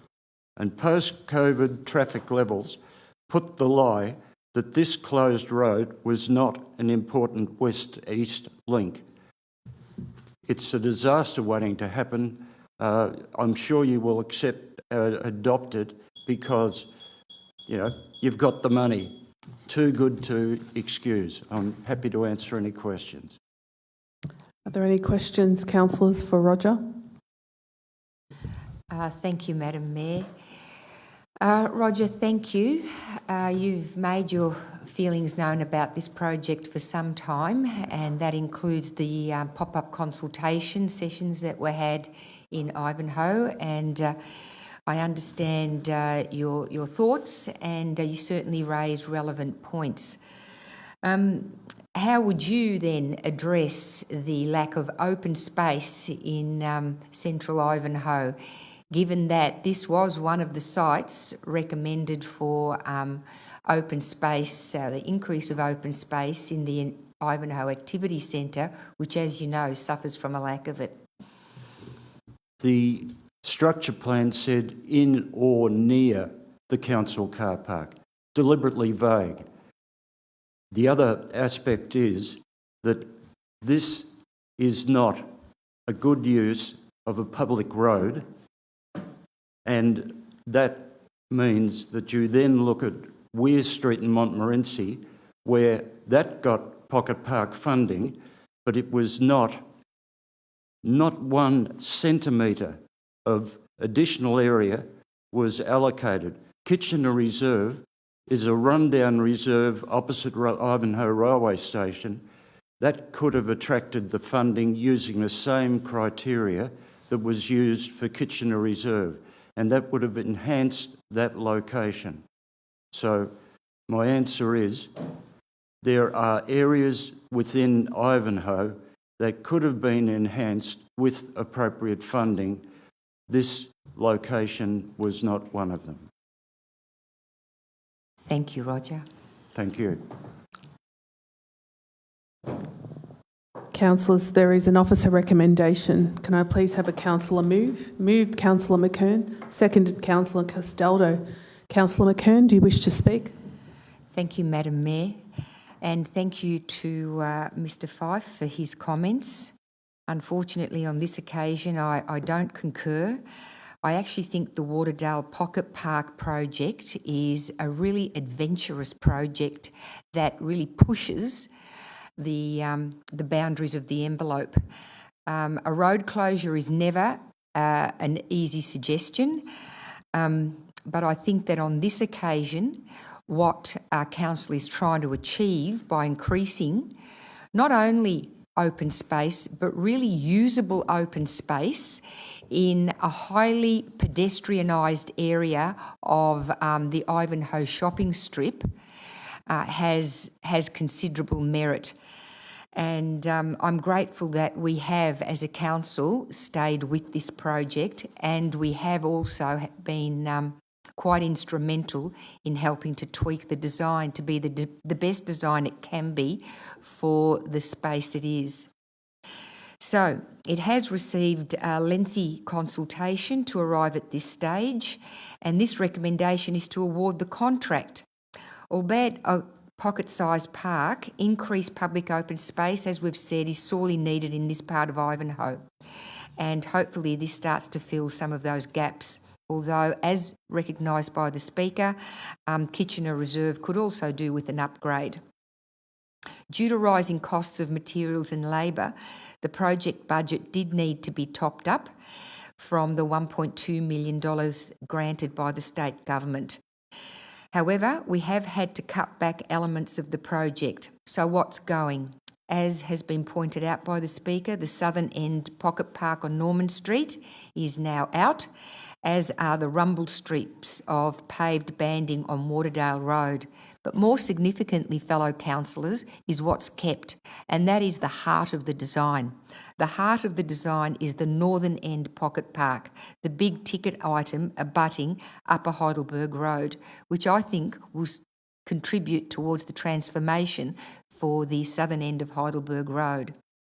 And also what stays is the tree planting proposed for Waterdale Road. An update on the project is due to be provided in the December issue of the Banyule Banner, pending how we vote this evening. And should we vote to pursue with the contract, the anticipated start date is in the new year of next year. And I think many residents will look forward to that area being used for public purpose rather than currently to service the apartment building. Thank you, Madam Mayor. Thank you, Councillor McKern. Does a seconder wish to speak? Councillor Castaldo. Yeah, I fully support Councillor McKern's comments on the importance of this project, the importance of the top end of it to make the southern end of Ivanhoe Shopping Centre, to uplift it, and it certainly does need that at this time. That little Waterdale Road section was always a dog's breakfast. Anyone that says otherwise haven't used that place. It was shocking. As an access point for the community across under the station, it's in much need for rejuvenation and something worthy of the Ivanhoe Activity Centre. It was a number of years back, I think it was the Open Space team came to me with an opportunity to go for a grant, I think it was, and they went across all the opportunities of the structure plan, looking for the best opportunities to increase the public realm provision in a place where there's a shortfall. And we heard an active member of our community, John Walkley, speak about the shortfall in the area. This helps contribute there, and it is costly. And this incredible cost escalations in recent times is making it very challenging for council, and it's with great sadness I see the southern end disappear, because there were some good design opportunities to improve that section as well. So I'm excited to see this move forward. It's not everything I dreamt of, but I'm glad to see it move forward. And I commend your commitment to the local community, Mr Fife, but I think I do disagree with you on this one. Thank you, Mayor. Thank you, councillor. Does any other councillor wish to speak? Put the motion to a vote. All those in favour? The motion is carried. Item 8.2, annual report. Prior to consideration of our next item, which is the adoption of the annual report 2021-2022, I'd like to highlight and introduce one of the key components of the annual report, which is reporting on achievement of the Council Plan 2021-25 Year 1. I'd like to take this opportunity to thank my fellow councillors and everyone who works at Council who has collaborated to achieve what we have for Banyule. Over the past year, we've been reporting on how we have been tracking in relation to the actions in the Council Plan 2021-25. These regular reports were presented to Council and the community. The annual report that we are considering tonight outlines Banyule's overall performance for the 2021 to 2022 year. And we are pleased to report we achieved more than 90% of actions.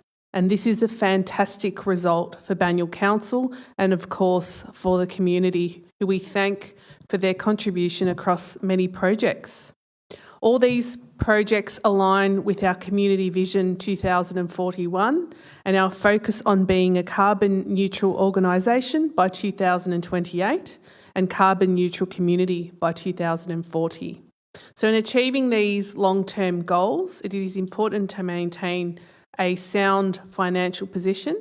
And for 2020 to 21, we delivered a 9.94 million surplus, despite rising costs and a significant reduction in some income streams due to the continuing effects of the pandemic.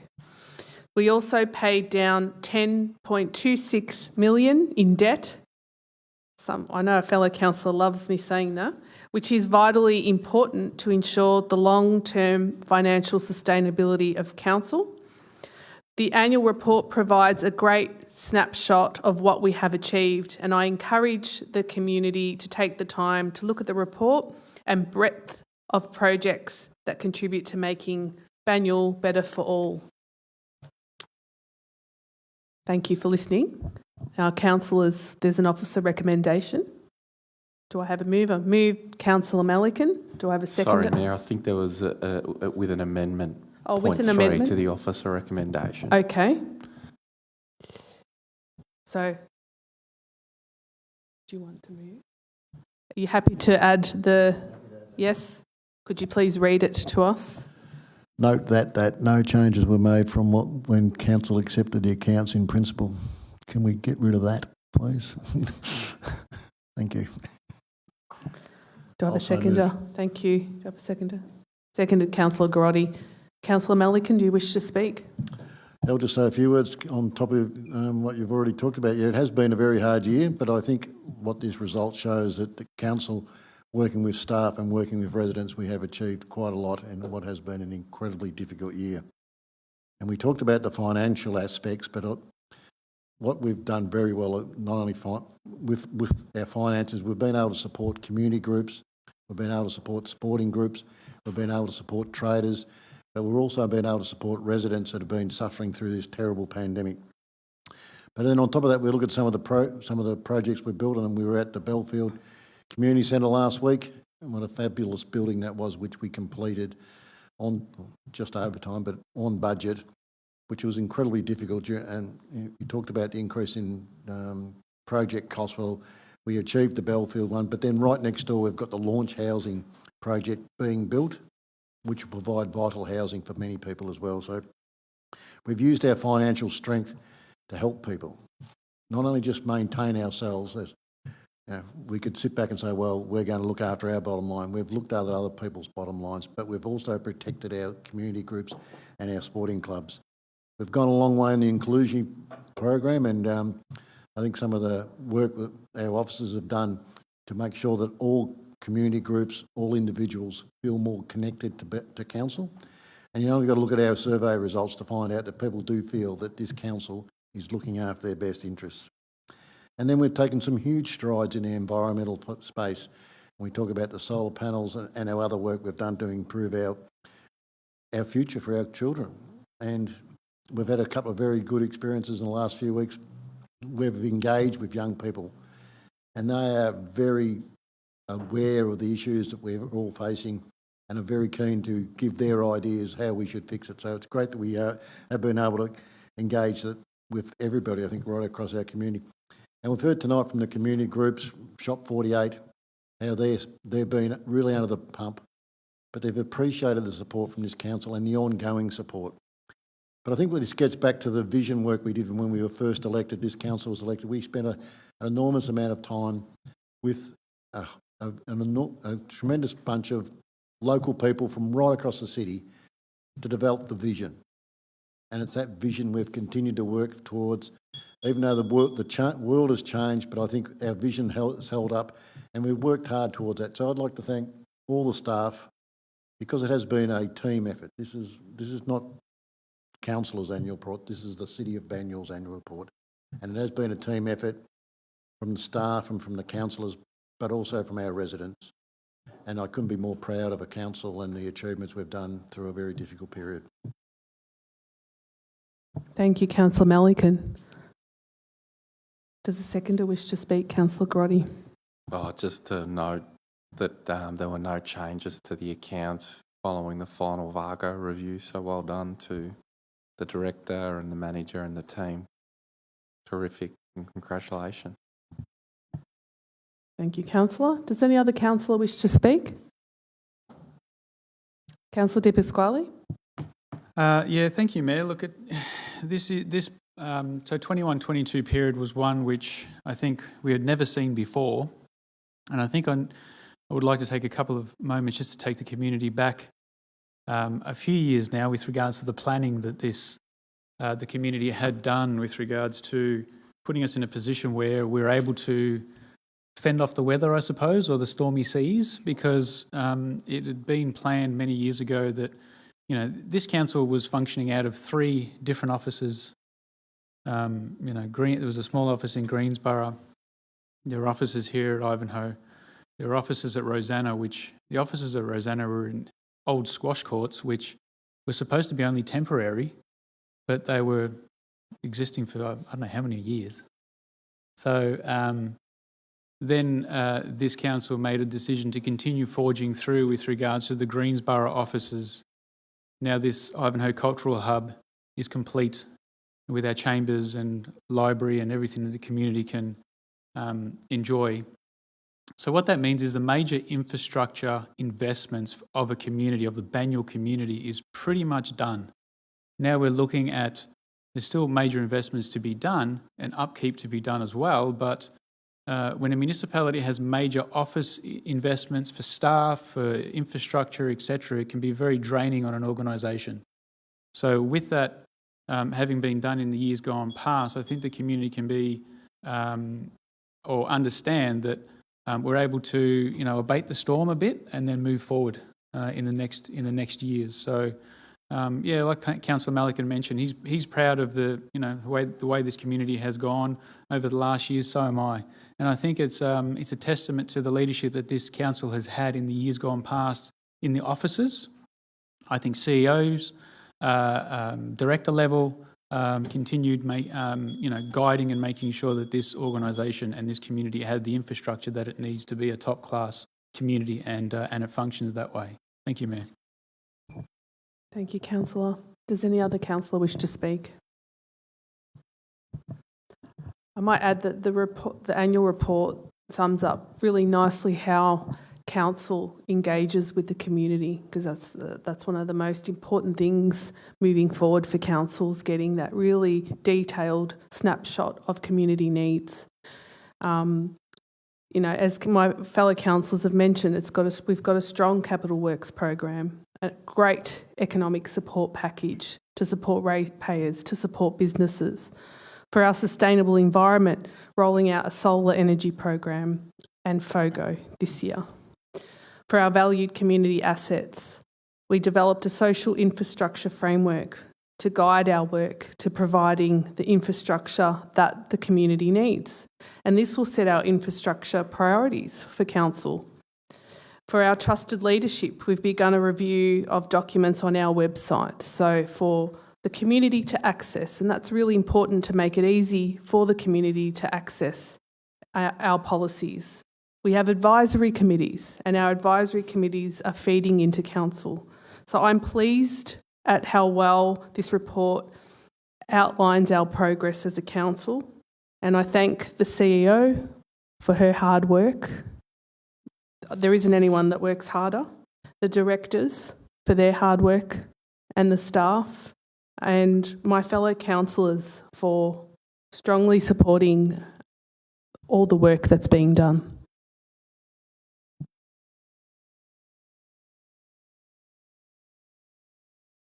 I don't speak last. Councillor Castaldo. Yeah, I haven't spoken, but I should take the opportunity. We've thanked a lot of the other leaders in our organisation. I'd like to thank the Mayor for leading us through the delivery of this this financial year. So thank you to you too. You have kept us on board. We've had some challenging implementation packages. The FOGO especially comes to mind. So thank you to you and all my fellow councillors and our executive team and our officers who aren't here tonight that made this happen. Thank you. I put the motion to a vote. All those in favour? The motion is carried. Item 8.3, record of councillor meetings. There are no speakers. There's an officer recommendation. Do I have a mover and a seconder? Councillors. Moved, Councillor Mitsonikos. Seconded, Councillor Malikan. Does the mover wish to speak? The seconder wish to speak? Any other councillor wish to speak? All those in favour? The motion is carried. We're going to move on to item 11, general business. There are a number of items, 2, 4, 7 items. So we will begin with Councillor Fiona Mitsonikos. She has 2 items. Thanks, Mayor. On Friday, I attended the Seniors High Tea at Heidelberg Golf Club along with the Mayor, Councillor McKern, Councillor Castaldo and our CEO, Alison Beckwith. What a fantastic morning it was, chatting to the attendees while looking out at the beautiful green golf course. It was great to see a room full of happy faces, chatting to old friends and also making new friends on the day while listening to the string quartet. Everyone that I spoke to said how fantastic it was to be out and about and enjoying a nice morning, and the finger food was delicious too. Lots of yummy food. Tom should have been there. We all know how long. It was a popular event and the tickets were snapped up really quickly once released. Many thanks to Kim Fu, Kat Corbett, Glenda O'Connor, Laura Catapan and Joe Wilson for organising such a great high tea that was enjoyed by all. I look forward to attending the next one, which is on this Thursday, and meeting many more community members as they also enjoy their high tea. Now, my next item is Share the Dignity, which few people know. I've been doing this for quite a few years, so pretty much every year I hold a Share the Dignity. It's in the Bag Drive at my house, and it's basically helping women who are experiencing homelessness and hardship. The basic idea behind the Share the Dignity drive is you fill a handbag with essential items. So, you know, your soaps, shampoos, conditioners, deodorants, period products, toothbrush, toothpaste, and, you know, some nice special items to make a woman feel special. There's also nappy bags and teen bags, and these bags are then distributed to local charities who have clients in need. This year, through council, we're able to go a bit bigger and better, and we're putting some donation boxes in key areas, so throughout Banyule. So they will be actually notified where they're going to be, because it was all a bit starting, but and possibly some primary schools. These boxes are there for locals to drop in either a completed bag, so it can have a whole bag full of everything that's needed, or it could just be a bottle of deodorant, or nose sprays, by the way, or it could be just a backpack that's in good condition so that we can then make it up on the day. So on Sunday the 18th of November at the old Shire offices in Heidelberg, we're going to have a sorting day. So where all of the donated goods will then be made up into bags and will then be collected by Donna, she's called a local hero, but she's a shero. And she will then distribute them to local charities. So we'll be helping women, teens, expectant mums in our community who are suffering hardship. So if you'd like to be part of this, get in touch, but also look out because there will be more information out there so that we can help as many women as possible because people are going through a hard time at the moment. Thank you. Thank you, Councillor Mitsonikos. Our next report is from Councillor De Pasquale. Thank you, Mayor. Yes, we have the celebration of the Cat Protection Society's 75-year birthday, which was celebrated on Sunday. So the Cat Protection Society, I think many people don't know that the Cat Protection Society actually is housed and resides in the Greensboro area, housing cats not only from the Banyule area but also wider municipalities as well, rehoming, doing vet services, etc. there as well. So fantastic community event there was on Sunday. Congratulations to everyone associated, the staff and all the supporters of the Cat Protection Society. Thank you. Thank you, Councillor. Councillor McKern has 2 items. Thank you, Madam Mayor. My first item is to announce that a few of us councillors attended the opening night of the Banyule Open Studios art exhibition here at the Ivanhoe Library and Cultural Hub.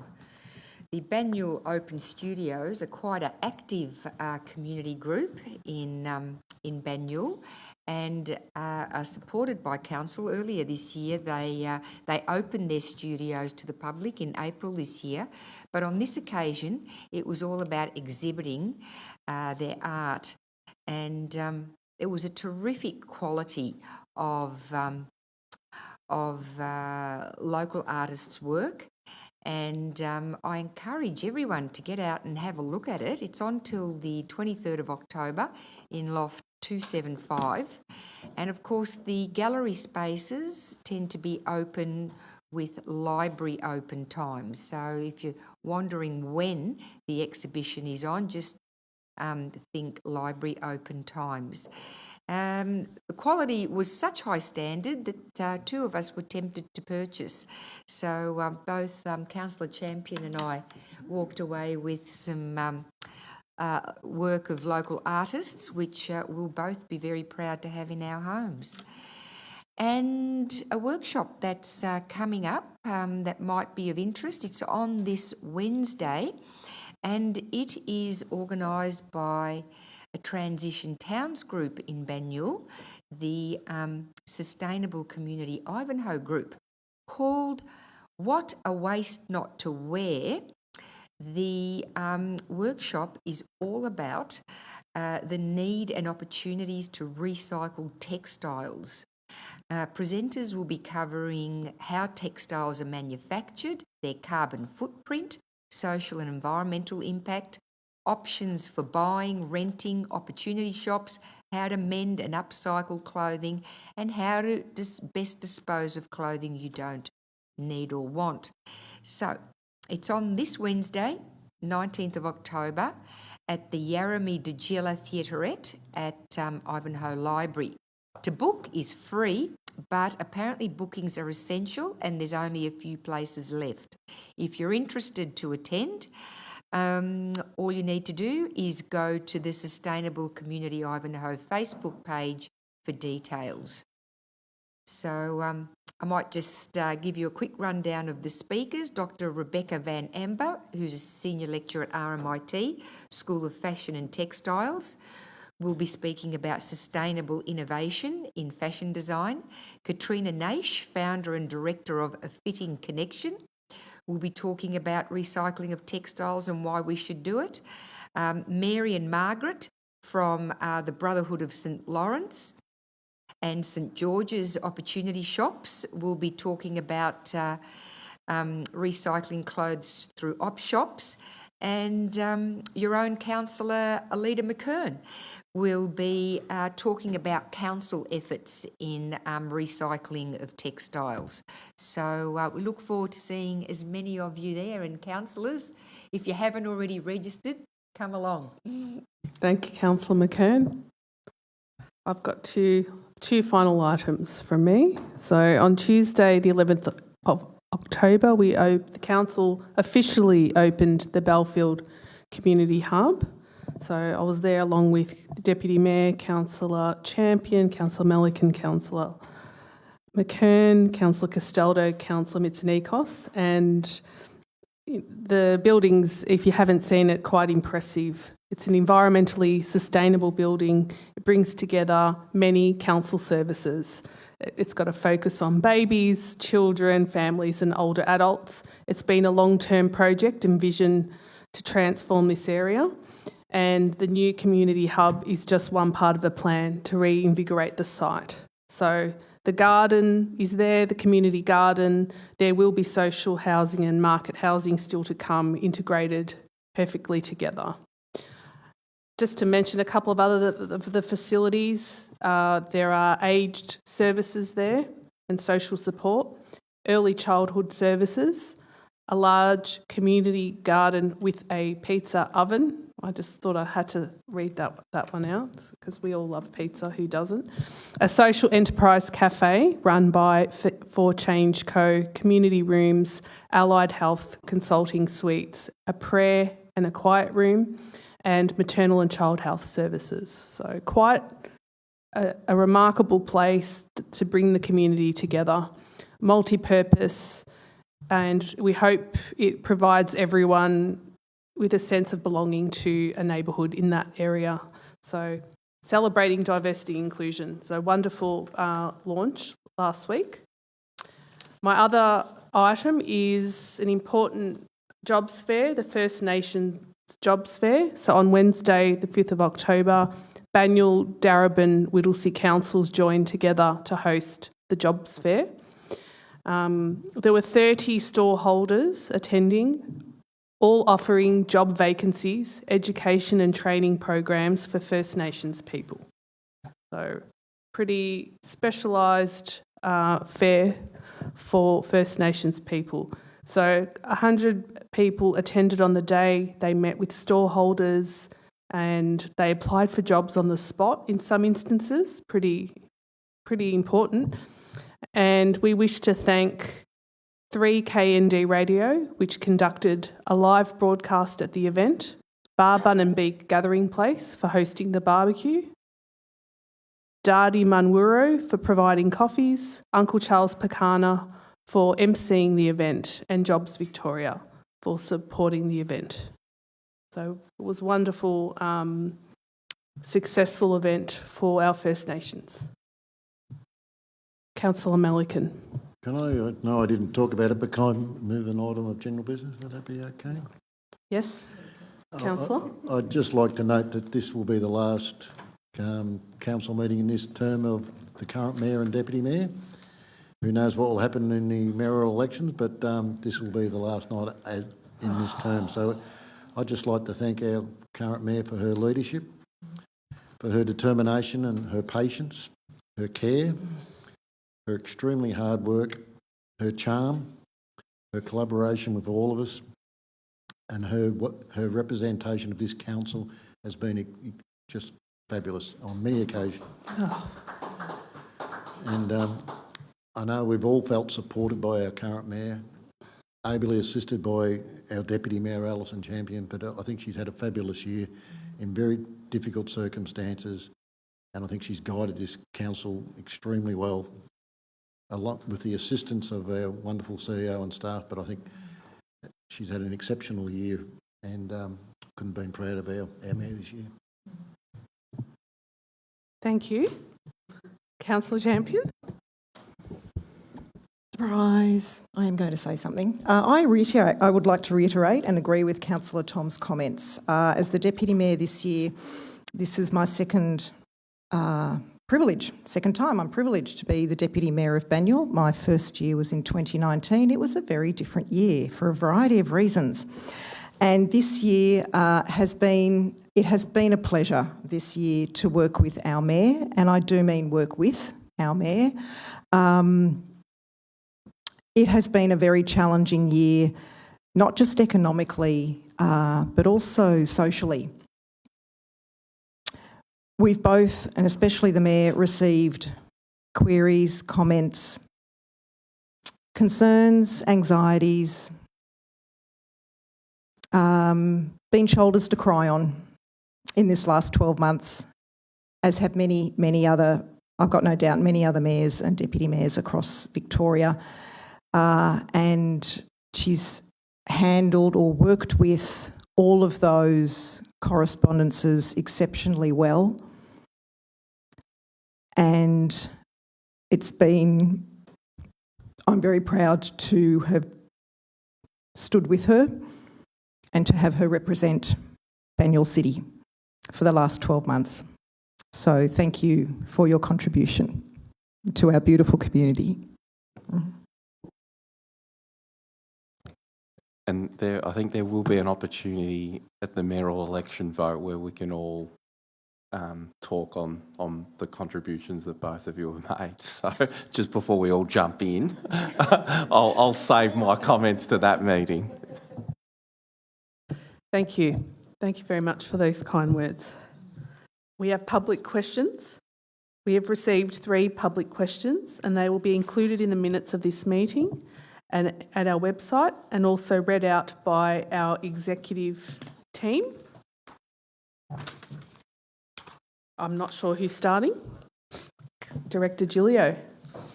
Thank you, Mayor. And the first question tonight is from a resident who was requested to remain anonymous.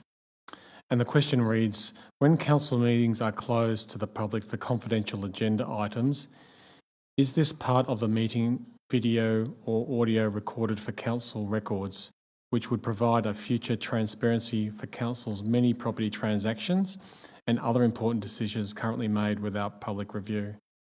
And I refer that answer to Jenna Burton, our Manager of Corporate Governance and Communications, for a response. Thank you, and through you, Mayor.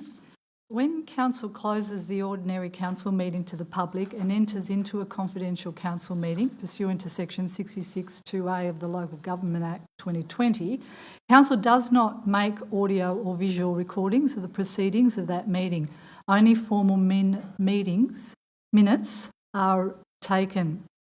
Where the resolution for confidential matters that are presented to Council in a confidential meeting agenda includes a specific provision detailing that the information can be released to the public after Council have resolved on the matter, the Council then have the ability under the legislation to release the information to the public and do so.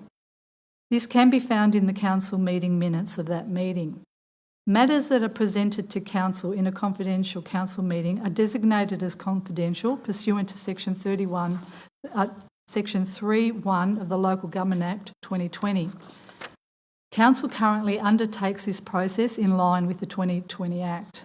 In the main, property matters contain private and commercial information provided by a business, commercial or financial undertaking, and that if released would unreasonably expose the business, commercial or financial undertaking to disadvantage. Council also need to be mindful that information in property reports usually contain Council business and land use planning information, and if prematurely released, prejudice Council's position in commercial negotiations and could encourage speculation in land values, which impacts third parties, Council and ratepayers. It is important to note that Council have a responsibility to also protect the privileged private commercial information of various businesses and third parties. Furthermore, and most importantly, Council is obligated to keep that information confidential until such time as it is able to be communicated. Thank you. Thank you. There's 2 more questions. Second question from a resident also requested to remain anonymous. And the question reads, as a resident, I called a council on their council mobile in relation to a local issue I was concerned about, and though I had spoken to the councillor previously, they requested to record the call, to which I consented. So would council advise, is this common practice? Who is this recording being shared with, and is the recorded conversation the property of Banyule City Council? I refer the answer to Jenna Burton, Manager of Corporate Governance and Communications. Again, through you, Mayor. It is not common practice for councillors to record phone conversations with residents. However, with consent obtained, there is nothing that precludes a councillor from recording a conversation. Without knowing the particulars of the conversation, it is unknown who, if anyone, this recording has been shared with. All documents, including recordings of conversations via phone made on council resources or devices, are the property of Banyule City Council. And final question for tonight is from Roger Fife of Ivanhoe. And the question reads, does Council's draft residential parking permit policy address the following issues in its current form? 1, the east side of Waterdale Road driving the process of an enlarged precinct 60. 2, go-get cars not being entitled to park in residential streets. And 3, short-term stay accommodation not be entitled to parking permits. I refer this question for answer to the Director of City Development, Natasha Swan. Through you, Mayor. Consultations currently being undertaken on the draft Banyule resident parking permit policy. This policy will replace previous versions. The reason the draft residential parking permit policy has put forward an enlarged precinct 60 is to allow more opportunity for resident and visitor permit holders to park in proximity to their properties without having to walk a longer distance to find parking in their current zone. Properties on the east side of Waterdale Road is an example of this, where the closest road they can use their own permits on is Ivanhoe Parade. The draft Banyule resident parking permit policy does not consider the use of parking by car share providers or parking restrictions. It only deals with the provision of parking permits for residents and their visitors. In the case of short-term stay accommodation provided in a dwelling, the dwelling remains eligible for the same number of visitor parking permits as any other dwelling. Thank you for those public questions and the answers in the meeting out loud. In accordance with Section 62A of the Local Government Act 2020, the meeting will now be closed to members of the public for the consideration of 2 confidential matters. Can I please have a councillor move and second for the council to close the meeting on the confidential items 12.1 Watsonia Town Square, 12.2 potential strategic property acquisition? Moved Councillor Mitsonikos, seconded Councillor Champion. All those in favour?